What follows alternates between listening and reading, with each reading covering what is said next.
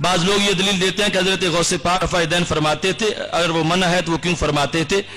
تو حضرت غوث پاک رضی اللہ تعالی عنہ سے سند کے ساتھ کوئی ایسی چیز ثابت نہیں کہ جس میں رفع یدین کرنے کا ذکر ان سے کیا گیا ہو۔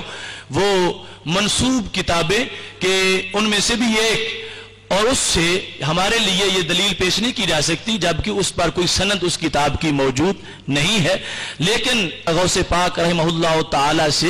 یہ چیز ثابت بھی ہو تو اس کو ہمارے مخالفین اپنی دلیل نہیں بنا سکتے، اس واسطے کہ ایک ہے رفع یدین مقلد کا اور ایک ہے غیر مقلد کا۔ تو حضرت امام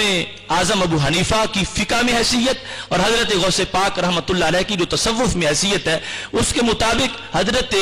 غوث پاک رحمۃ اللہ علیہ حنبلی تھے، تو فقہ میں امام احمد بن حنبل کے مقلد تھے، اور یہ قانون ہے حدیث شریف میں اذا حکم الحاکم فاجتہد واصاب فلہ اجران، کہ مجتہد اگر اجتہاد میں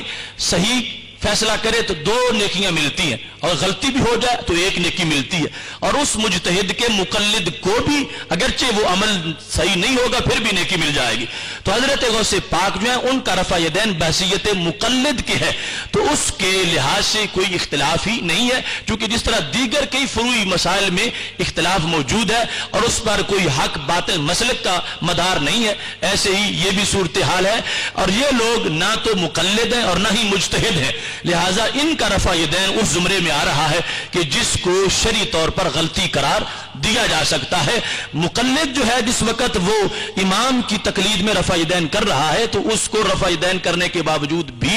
1 نیکی مل جائے گی، اور بالخصوص ماننا کسی کو اور حیثیت رکھتا ہے اور اس کے معمول کو ماننا اس کی حیثیت اور ہے۔ ہم حضرت غوث پاک رحمۃ اللہ علیہ کو بہت زیادہ مانتے ہیں، مگر اتنا نہیں مانتے جتنا ہم حضرت عیسیٰ علیہ السلام کو مانتے ہیں یا حضرت موسیٰ علیہ السلام کو مانتے ہیں یا اللہ تعالیٰ کے دیگر پیغمبروں کو مانتے ہیں، وہ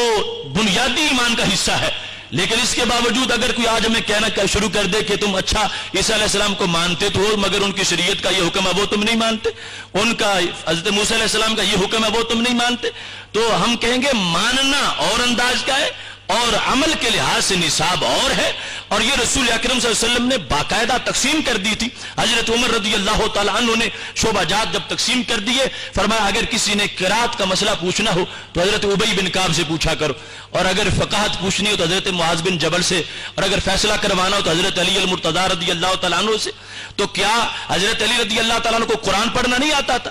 کہ فرمایا تم نے قرآن کی بات حضرت ابی بن کعب سے پوچھنی ہے؟